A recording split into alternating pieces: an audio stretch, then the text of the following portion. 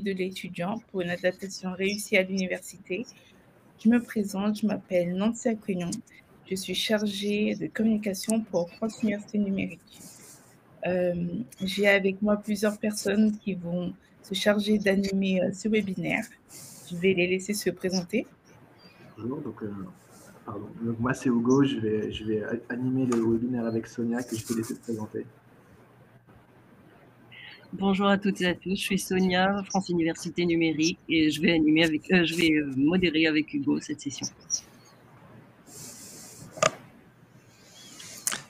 Bonjour, et pour ma part, donc, je suis Bruno Bellé, je suis le directeur adjoint du service d'orientation et d'insertion professionnelle de l'Université de Caen-Normandie, l'université qui a conçu ce MOOC métier de l'étudiant que nous allons vous présenter aujourd'hui. Vous avez à la droite de votre écran un chat. N'hésitez pas à y poser toutes vos questions. Les modérateurs sont là pour relayer toutes vos questions à l'oral, donc n'hésitez pas. Le webinaire sera enregistré dans son entièreté et vous recevrez à la fin de la présentation un mail avec plusieurs contenus à télécharger, dont l'enregistrement de ce webinaire. Je vais laisser la parole à Monsieur Bellet et bon webinaire à tous. Merci Nancy.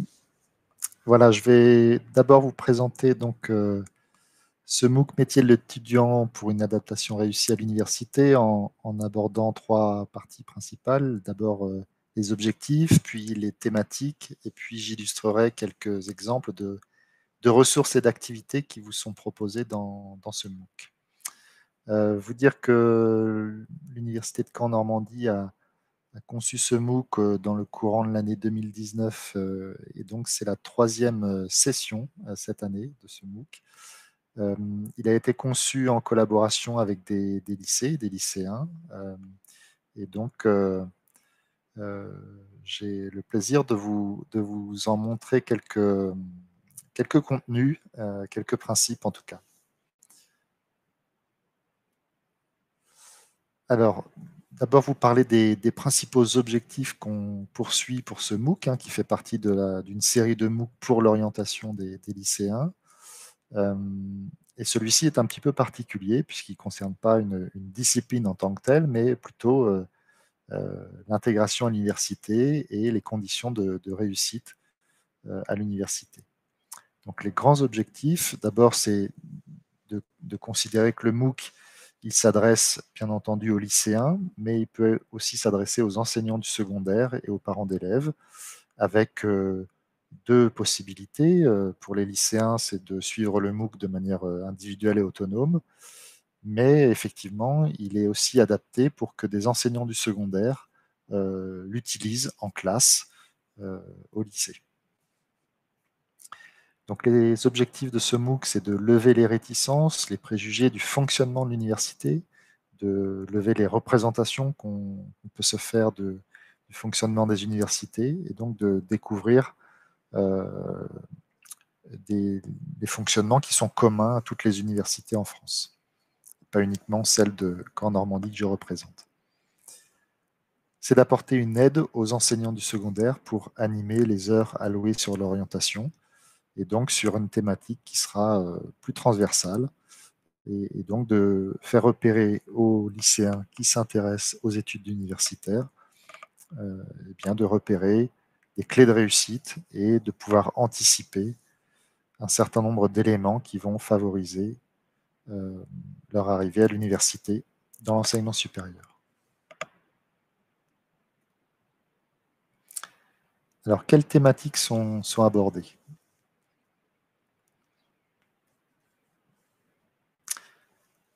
Il y a 4 grandes thématiques qui peuvent représenter 4 semaines, mais comme vous l'avez noté, le MOOC, libre à vous de le suivre à votre rythme. Si vous voulez suivre ce MOOC de manière accélérée, vous le pouvez.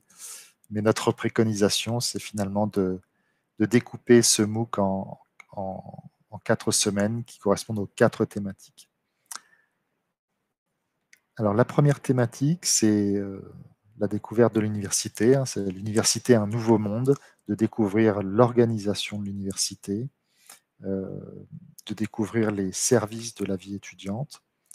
Et donc là, on abordera, je dirais, l'organisation institutionnelle et fonctionnelle de l'université, avec son offre de formation, mais aussi le fonctionnement avec des laboratoires de recherche, de repérer les différents interlocuteurs qui seront utiles aux bacheliers qui intégreront l'université. Donc ça, c'est vraiment un élément de découverte important. Et donc, j'ai oublié de vous dire que globalement, chaque thématique représente à peu près 1 heure d'activité. Donc, vous voyez, c'est complètement adaptable à un format classe et que d'une manière individuelle, vous pouvez aussi intégrer ça facilement dans un emploi du temps. Ce ne sont pas des contenus trop copieux, je dirais. Deuxième thématique, le fait de devenir étudiant à l'université. Donc là, on retrace un peu, je dirais, le parcours de l'étudiant entre son projet et puis jusqu'à l'inscription à l'université, avec l'idée de voir comment on construit son parcours étudiant à l'université, les grands principes de fonctionnement des études dans le système dit LMD, licence, master, doctorat, donc comprendre les grands principes de ce système d'études supérieures, et puis d'évoquer les modalités d'admission et d'inscription, hein, comment on chemine entre son projet et le moment où on choisit sa formation. Donc ça, c'est l'objet de la deuxième thématique. Troisième thématique, comment travailler à l'université. Donc là, on sera beaucoup plus sur, je dirais, le métier d'étudiant en tant que tel, c'est-à-dire comment j'organise mon travail entre les cours, mon travail personnel, comment je peux contribuer à la vie étudiante, hein, comment je trouve un équilibre entre le travail universitaire en tant que tel et la vie étudiante et, je dirais, le temps personnel. C'est aussi découvrir un peu des conseils en termes de méthode, que ce soit la prise de notes, l'initiation à la méthodologie universitaire, et puis d'évoquer aussi les évaluations, comment se passent les évaluations habituellement dans les premières années à l'université. Voilà pour le troisième thème. Et puis enfin, quatrième thème. Donc là, on sera beaucoup plus sur l'intégration, c'est-à-dire comment se passent les premiers jours à l'université, comment ça se passe à la rentrée, qu'est-ce que je peux faire concrètement dans mes premiers jours à l'université pour bien m'intégrer, ne pas rater d'éléments importants. Donc là, il y aura des conseils pour évoquer la première journée à l'université, mais aussi la première semaine, et puis repérer les aides possibles quand on a des problématiques particulières lorsqu'on arrive dans cet établissement universitaire.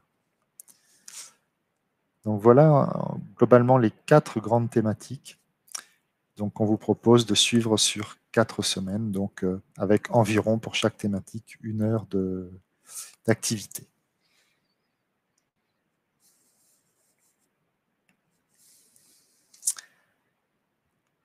Je poursuis maintenant donc pour évoquer et illustrer un petit peu les contenus de ce MOOC en termes de ressources et d'activités, comment ça va se passer, comment vous allez aborder ces différentes thématiques. Donc il y a plusieurs choses. Excusez-moi, voilà. Dans ce MOOC, vous allez notamment trouver de la ressource vidéo. C'est-à-dire que lors de la conception du MOOC, on a interviewé un certain nombre d'interlocuteurs que vous allez pouvoir écouter, vous présenter leurs services, ce qu'ils font pour les étudiants, les modalités de contact et de travail avec les étudiants. Donc, à titre d'exemple, là, vous voyez sur la diapositive le responsable du service commun de documentation de l'Université de Caen, donc service commun de documentation, autrement dit les bibliothèques universitaires, donc qui est un lieu de vie étudiante très important qu'il faut fréquenter si on veut réussir ses études universitaires.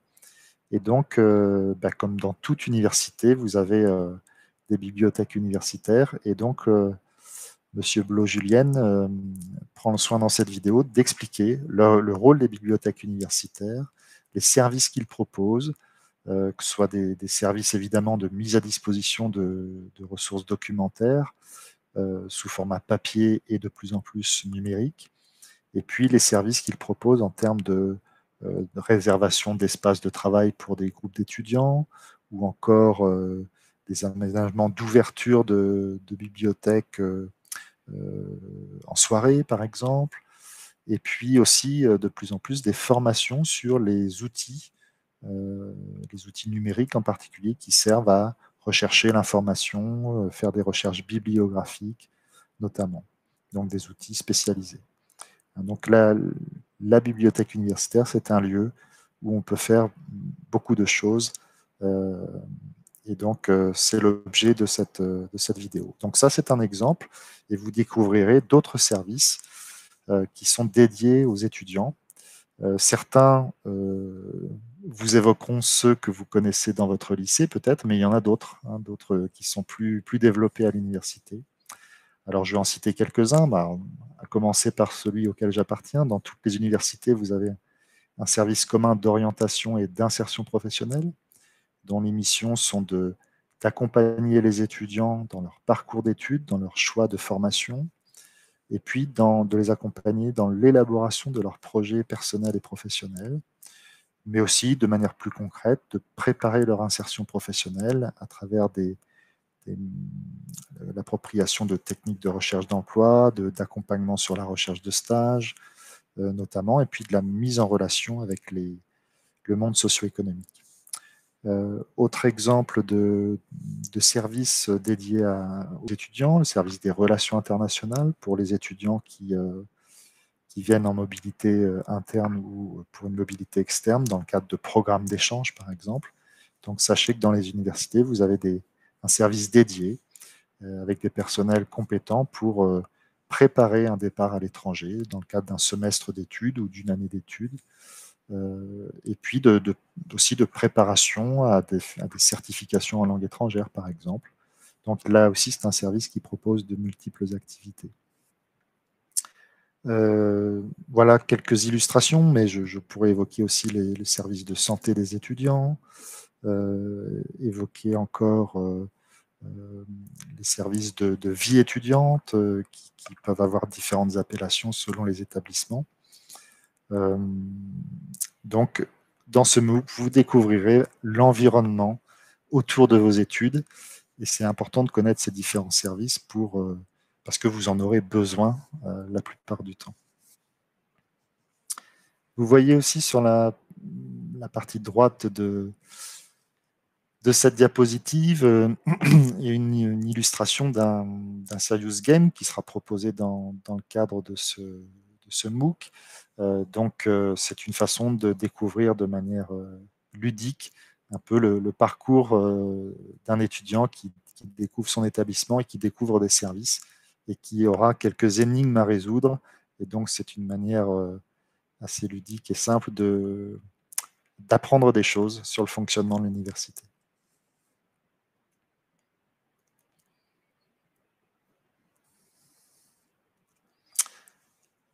Autre exemple, ressources vidéo, davantage là sur l'offre de formation, son organisation, les différents types de diplômes, que ce soit les licences ou les bachelors universitaires de technologie pour ce qui concerne l'arrivée à l'université, les grands principes d'organisation d'une formation, les volumes horaires, l'architecture des formations, les différents parcours.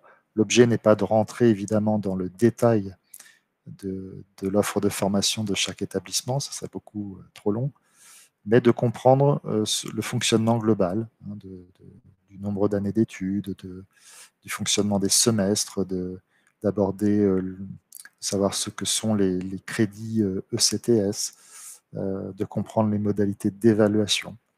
Donc là, vous aurez des supports vidéo pour comprendre ça avec des infographies également, des renforts visuels, et puis des fiches mémo à réaliser pour bien vous approprier ces contenus.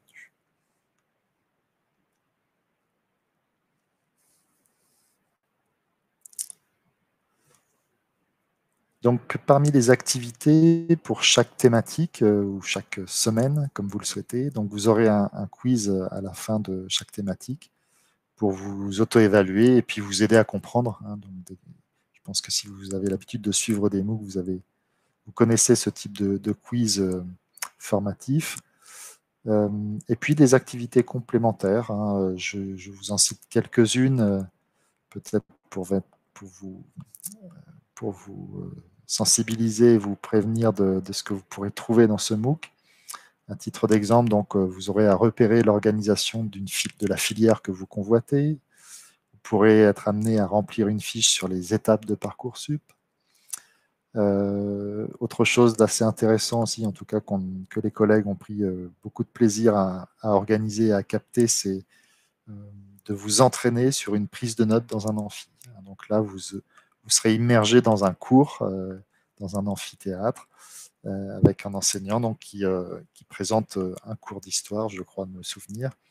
Et donc, on vous invitera à prendre des notes de manière efficace. Donc là, on essaiera de vous initier à une méthodologie et puis aussi à lever des représentations pour voir les différences qu'il peut y avoir entre ce qui se passe au lycée et ce qui se passe à l'université de ce point de vue-là. Vous aurez à repérer les différentes aides qui sont proposées dans l'université. Et puis, donc, j'en ai parlé tout à l'heure, on vous proposera un jeu sérieux concernant la première journée d'un étudiant sur son campus. Donc, voilà quelques exemples d'activités que vous pourrez trouver donc, dans ce MOOC. Voilà en quelques mots donc, ce que je voulais vous dire de ce MOOC et vous mettre en appétit pour que vous ayez peut-être envie de vous inscrire et de suivre ce MOOC dans son intégralité. Et donc, Nancy, maintenant, je suis disponible s'il y a des questions.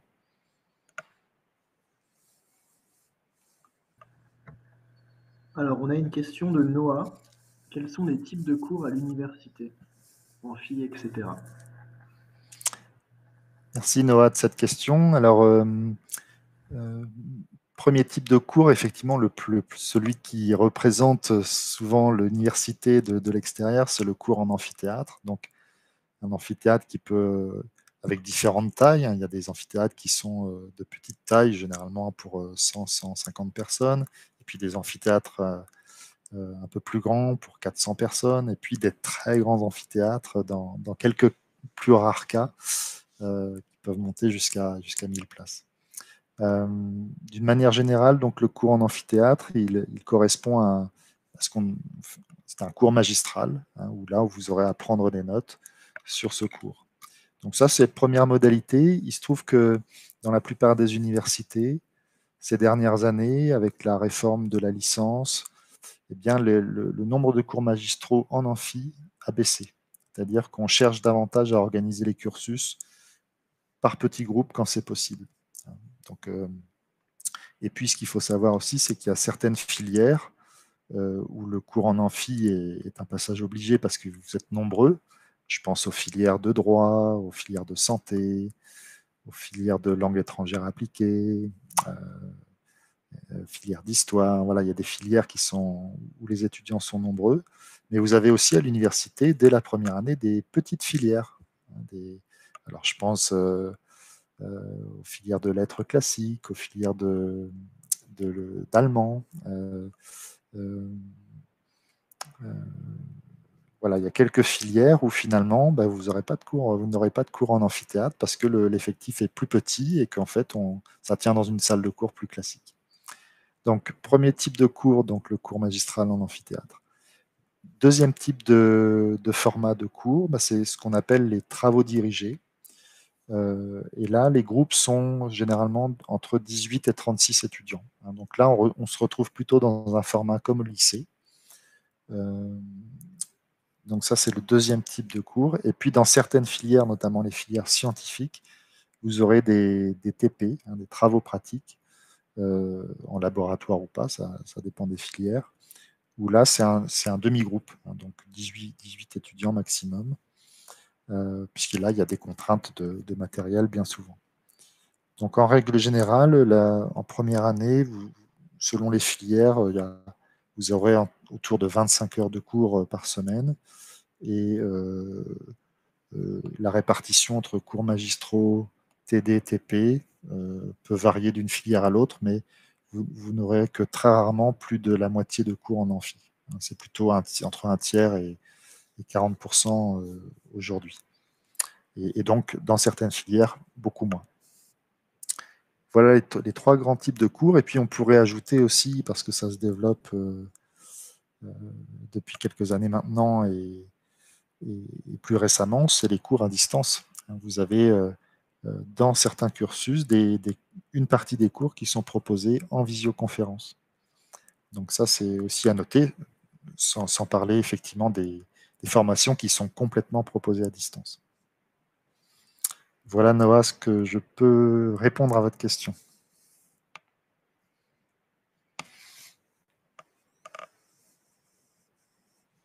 Merci beaucoup. On va prendre une autre question de Evgenia. Les universités proposent-elles une aide ou assistance aux étudiants avec des diagnostics comme la dyslexie, surtout dans le cas des études étrangères? EFE. Alors, merci de cette question. Je n'aurai pas une réponse très précise pour le cas de la dyslexie. Ce que je peux dire, par contre, c'est que dans les réformes récentes de la licence en particulier, il y a l'idée de proposer un contrat de réussite pédagogique à chaque étudiant et donc d'adapter son parcours de licence en fonction de sa situation ou de son niveau académique ou de son parcours antérieur. Donc pour illustrer ça, par exemple, il y a le cas des aménagements d'études pour des sportifs de haut niveau ou pour des artistes de haut niveau, je ne sais pas comment, si on peut le dire comme ça. Il y a aussi des aménagements, évidemment, pour les personnes en situation de handicap. Donc là, il y a un service dont j'aurais pu parler tout à l'heure. C'est le service qu'on appelle la plupart du temps le relais handicap, donc des collègues qui sont chargés d'organiser les aménagements d'études pour les étudiants en situation de handicap qui le demandent. Et puis, autre type d'aménagement, donc qui peut concerner tout type d'étudiants, c'est ce qu'on appelle les parcours WICI, donc des étudiants qui n'auraient pas suivi un cursus, je dirais, adapté en amont de la filière qu'ils ont choisie. Et donc, il y a un aménagement d'études qui est proposé. Alors, il y a différents formats. Soit vous avez un renforcement en heures de cours sur certaines compétences, soit ça peut être de proposer la première année en 2 ans pour avoir un rythme, je dirais, un rythme plus adapté en tout cas à la situation de l'étudiant. Voilà quelques exemples. Et donc, je n'aurai pas de réponse plus précise sur la question de la dyslexie, mais je pense que les universités progressent beaucoup dans le cadre de schémas directeurs du handicap pour nouer des relations avec différents acteurs spécialisés, de renforcer les compétences des équipes de l'université qui accueille les étudiants, pour mieux prendre en compte les différentes situations de handicap.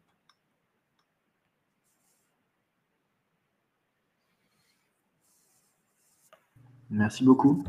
Malena demande une précision par rapport aux activités complémentaires à la fin du MOOC. Où est-ce que se trouve l'entraînement sur une prise de notes dans un amphi? Alors, je crois que ça doit être dans la thématique numéro 3, je crois. Voilà, c'est dans le 3e thème qui s'appelle « Comment travailler à l'université ». C'est là où vous aurez à travailler cette prise de notes par rapport à un cours réel, donc qui a été filmé à l'époque. Donc c'est dans la semaine Semaine 3. Semaine 3, et vous savez le nom de la sous-section? Je ne l'ai plus en tête, non, je suis désolé. Je vais regarder, je vais lui envoyer le lien dans ce cas-là. D'accord. Une question de Malena. Je veux aller à l'UFR des sciences pharmaceutiques à Montpellier. Est-ce une université? Alors oui, ce qu'on appelle une UFR, donc unité de formation et de recherche. Donc là, on est dans les acronymes qui sont un peu décryptés dans le MOOC en partie. Alors souvent, comme dans toute organisation et tout environnement, vous allez avoir comme ça des acronymes qui sont utilisés. Et donc, vous aurez à les décrypter en arrivant en partie. Et donc, à l'université, ce qu'il faut savoir, ce qu'on appelle l'université, à l'intérieur de l'université, vous avez ce qu'on appelle des composantes. Alors, des composantes, ça peut être les UFR, unités de formation et de recherche, ça peut être des instituts, ça peut être des écoles, c'est-à-dire des entités qui organisent des activités de formation et de recherche. Donc, quand on est étudiant, quand on arrive à l'université, on appartient à l'une de ces composantes. C'est-à-dire que on se représente l'université comme quelque chose de gigantesque et d'énorme par rapport au lycée. C'est en partie vrai, sauf que vous, dans votre quotidien, vous serez à l'intérieur d'une école, d'un institut ou bien d'une UFR, comme celle de sciences pharmaceutiques que vous citez pour Montpellier. Par exemple, dans mon université à Caen, nous avons 10 composantes. Et bien souvent, ce qui n'est pas perçu par les lycéens, c'est que dans les universités, donc vous avez les instituts universitaires de technologie, les IUT, qui proposent les formations de bachelor universitaire de technologie. Donc en première année, on a 2 grandes catégories de formation à l'université, les BUT et les licences qui sont proposées soit dans des écoles, soit dans les UFR. Voilà comment j'avais envie de répondre à cette question, mais c'est une question très intéressante parce que ça permet aussi de se représenter les choses de manière plus concrète. Et parfois, une école, un institut, une UFR, c'est à dimension plus humaine parce qu'on est dans des locaux particuliers sur le campus. Et donc, on se fait une approche plus quotidienne, plus humaine, et on repère plus facilement aussi ses interlocuteurs grâce à cela.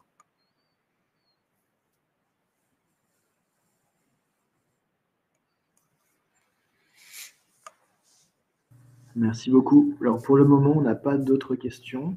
N'hésitez pas à poser vos questions dans le chat. Je vois que quelques personnes sont en train d'écrire.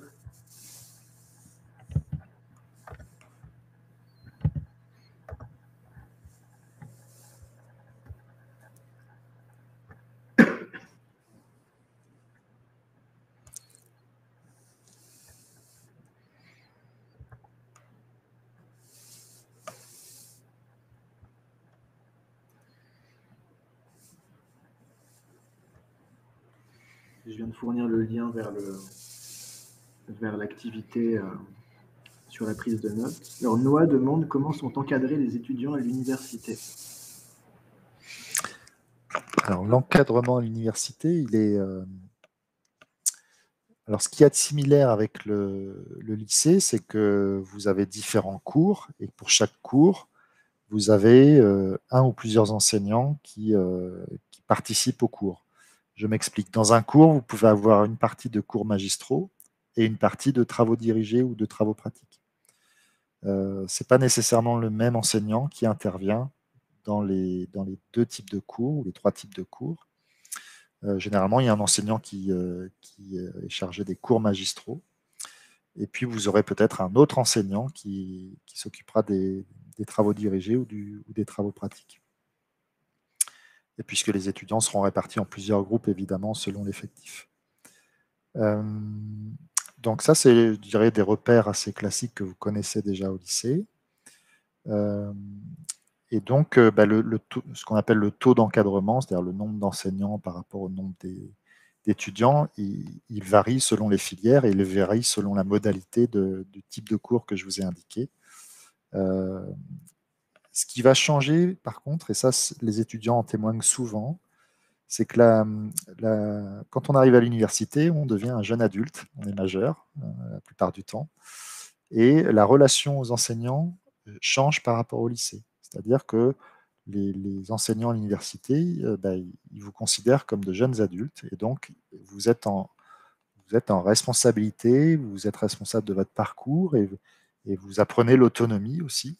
Et donc, il ne faut pas hésiter à aller solliciter les enseignants quand vous avez une difficulté, un problème ou une question par rapport au cours. Ils sont là pour accompagner votre parcours. Des efforts sensibles ont été faits, je l'ai dit, sur la première année. Alors là, j'ai en tête l'exemple des études scientifiques, notamment à l'université, où les contenus des cours et la relation avec les enseignants a beaucoup évolué ces 10-15 dernières années. Et dans pas mal de filières, vous allez aussi avoir, pour la première année, pour favoriser l'intégration et la réussite en première année, vous allez avoir ce qu'on appelle des enseignants référents. Donc un enseignant référent, il va avoir un petit groupe d'étudiants qu'il va suivre en particulier et qu'il va rencontrer une fois par semestre ou une ou deux fois par semestre en entretien individuel pour faire le point justement sur son contrat de réussite pédagogique. Et donc, dans ce cadre-là, l'étudiant peut évoquer d'éventuelles difficultés, son orientation, ses choix d'options, ce type de choses. Donc ça, c'est une forme aussi d'encadrement qui est moins connue. Et puis, donc, dans les filières plus professionnalisées comme les BUT, comme il y a davantage de cours aussi sur des enseignements professionnels, des travaux pratiques, mécaniquement, le taux d'encadrement, en tout cas en termes de nombre d'enseignants par étudiant, est plus important. Voilà quelques éléments, je dirais, importants sur l'encadrement. Et puis, je rajouterai aussi ce que je disais tout à l'heure, c'est-à-dire les nombreux services qui jalonnent la vie étudiante en fonction des problématiques ou en fonction des besoins des étudiants. J'ai évoqué, et donc là, c'est en dehors des cours, mais ce sont des moments importants pour votre formation. J'ai parlé des bibliothèques universitaires. Donc, dans les bibliothèques universitaires, il y a des personnels qui sont là pour vous accompagner, vous former, vous aider dans vos recherches bibliographiques et documentaires. Dans un service comme le mien, on contribue, je dirais, à votre réussite dans le sens où on répond à vos attentes en termes d'orientation. Idem pour les questions de mobilité internationale quand vous avez ce projet-là. Donc, il y a aussi plusieurs services qui contribuent à l'encadrement de la vie étudiante et à la réussite de votre parcours.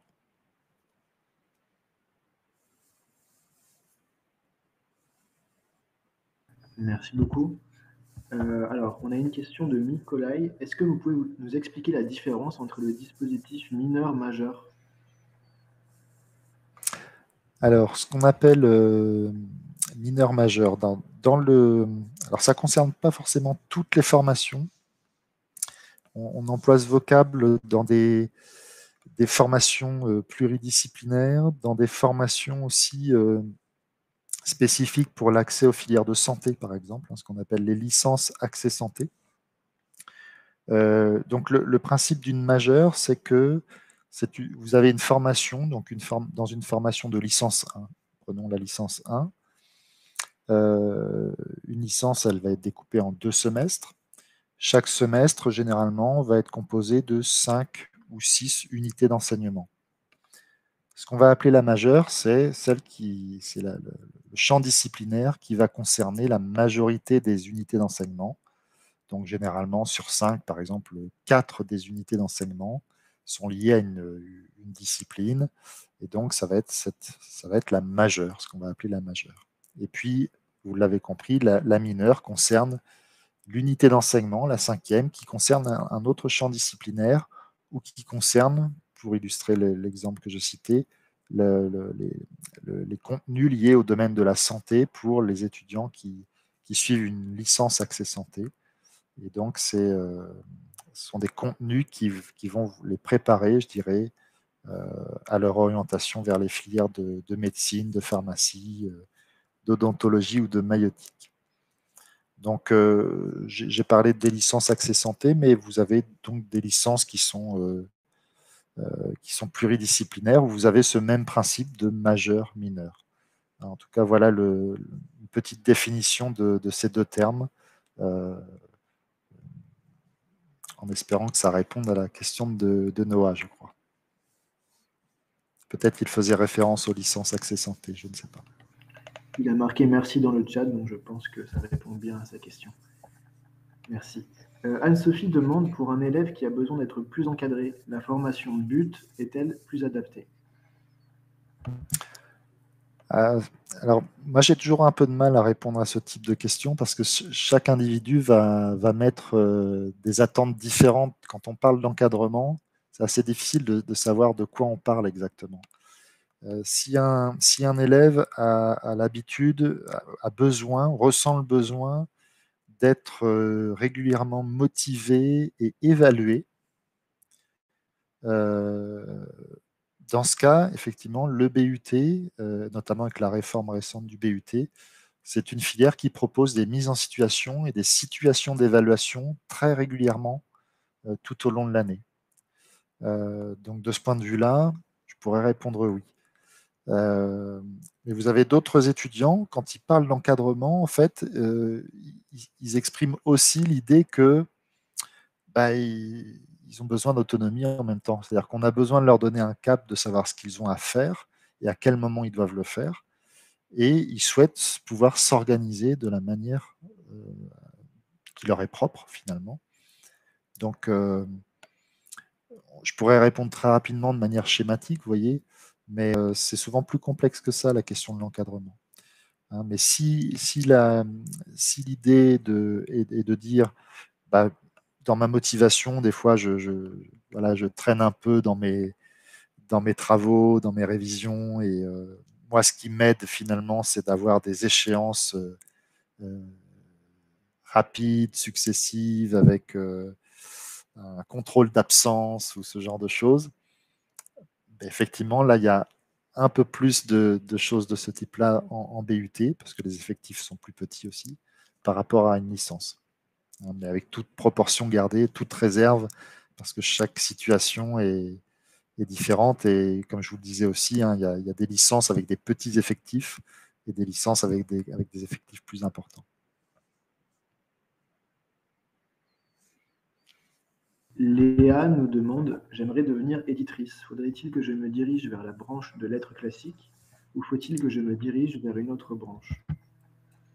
Alors, je dirais que pour devenir éditrice, il faut viser un parcours d'études, je dirais un bac+5 sans doute. Et ce sont des métiers où vous avez plusieurs voies possibles. Et pour ce qui concerne les universités, donc il existe des masters, une mention de master à laquelle je pense en particulier, qui s'appelle Métier du livre et de l'édition.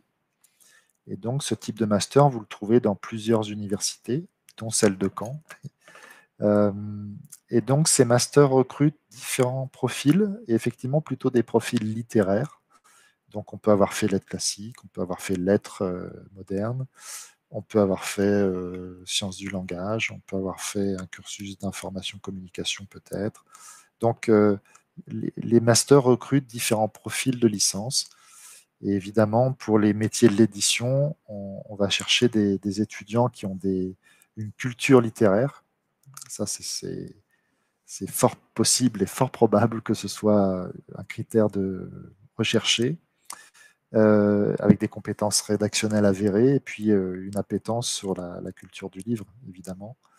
Et puis, dans les métiers de l'édition, hein, il peut y avoir aussi des profils avec une approche plus commerciale aussi, hein, parce qu'il y a besoin de commerciaux dans l'édition. Donc, en tout cas, il y a des filières universitaires qui conduisent à ces métiers, tout à fait.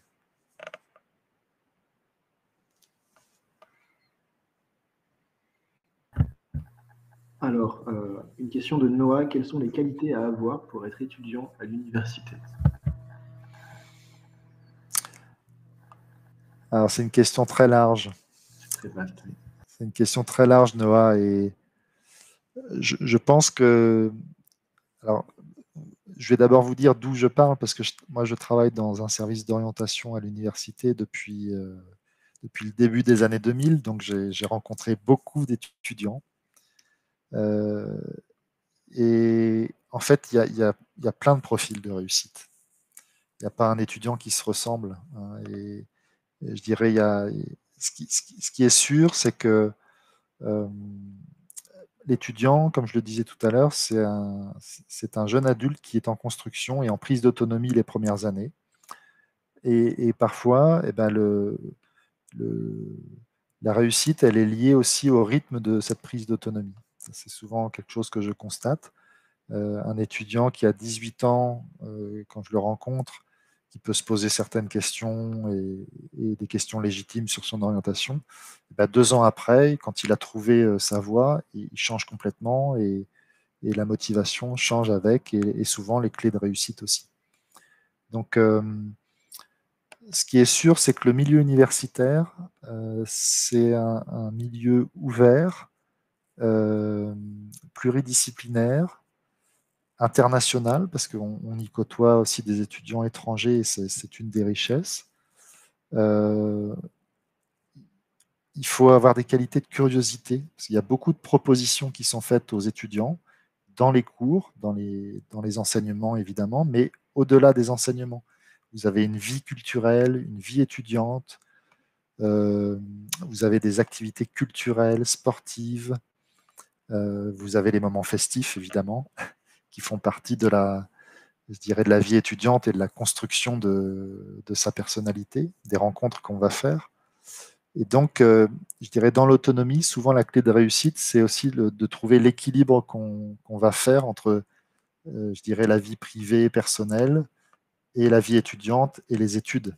Hein, donc, de ne pas tomber dans l'excès ou de mettre les cours en retrait des autres propositions qui sont faites et qui sont souvent intéressantes et alléchantes.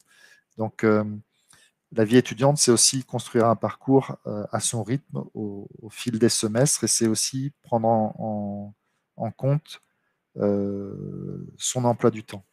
Donc, organiser son emploi du temps et être en capacité d'anticiper les échéances les plus importantes.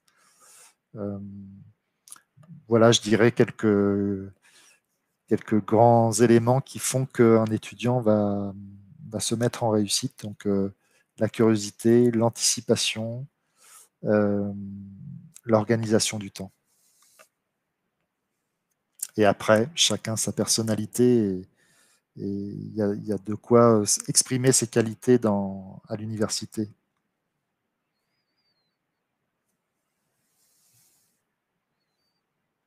Merci beaucoup.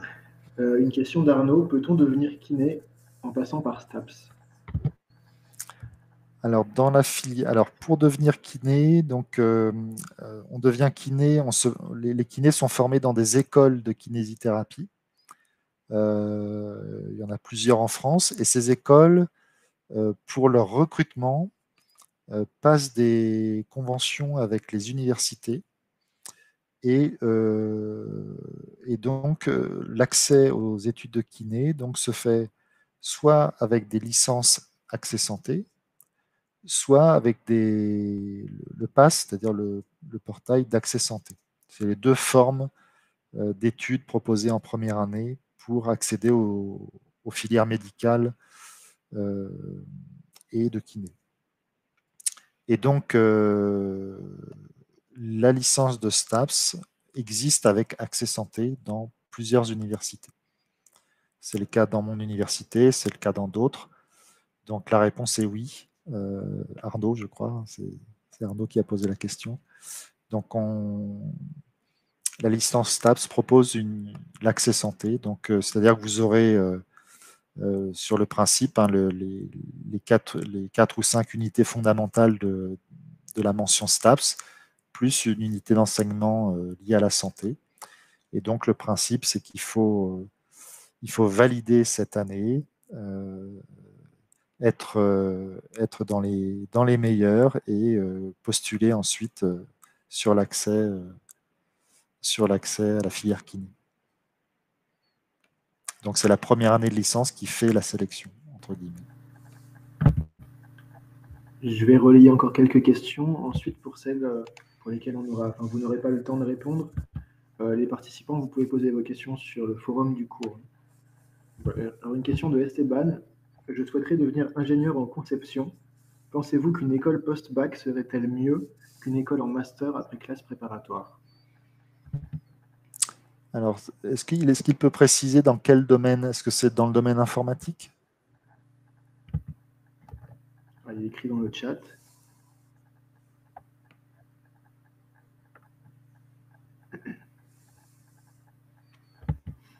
En attendant sa précision, en fait, il y a des métiers comme ça où en fait l'accès au métier est pluriel, c'est-à-dire qu'on peut, pour certains métiers, on peut passer par l'université, par une licence ou un BUT. Il y a des métiers, par contre, c'est des niveaux d'études, donc de repérer déjà le niveau d'études. Est-ce que c'est un niveau bac plus 3, un niveau bac plus 5? Ça, c'est le premier point. Et puis après, c'est vrai qu'il y a certains métiers, on peut l'intégrer grâce à une filière universitaire ou à une école d'ingénieur ou à une école dans un autre domaine via de l'alternance ou une école plus spécialisée. Donc là, ce qu'il faut regarder, c'est la qualité des enseignements, je dirais, la qualité de l'équipe pédagogique, les relations aussi avec le monde professionnel. C'est toujours, si c'est un métier précis, c'est important d'avoir une partie des enseignements qui sont délivrés par des professionnels. Donc je dirais, là, il y a des parcours qui correspondent aussi en fonction de vos appétences, Esteban, c'est-à-dire que si... Oui, pardon. La personne a précisé, donc conception assistée par ordinateur principalement. D'accord. Donc c'est une formation professionnelle avec de l'application logicielle. Donc là, si c'est ce que vous recherchez, effectivement, il faut regarder dans les programmes de formation si vous avez l'usage de ce type de logiciel. Et donc, c'est plutôt des formations professionnelles voire techniques.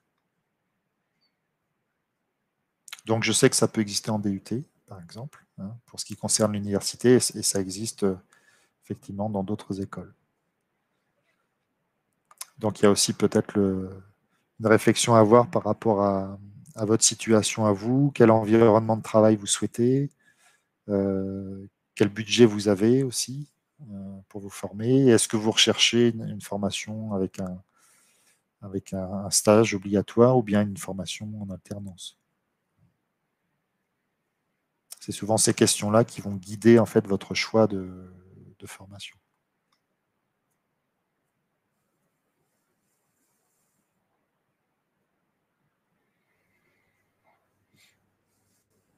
Je pense qu'on va arrêter, on s'approche de la fin. Je sais qu'il y a beaucoup de questions dans le chat. Comme on l'a dit, n'hésitez vraiment pas à vous inscrire au MOOC pour avoir plus d'informations. Et à l'intérieur de ce MOOC, il y a la présence d'un forum qui est là pour que vous puissiez poser toutes vos questions. Vous avez le lien du MOOC dans le chat, donc n'hésitez vraiment pas à vous inscrire. Merci à tous d'avoir participé. Merci beaucoup à Monsieur Bellet pour ses réponses et pour sa présentation. Comme je vous l'ai dit en début du webinaire, la présentation est enregistrée. Donc, vous la recevrez à la fin de ce webinaire par mail. Merci encore à tous et à toutes et je vous souhaite une très bonne fin de journée. Au revoir. Au revoir. Au revoir, merci beaucoup.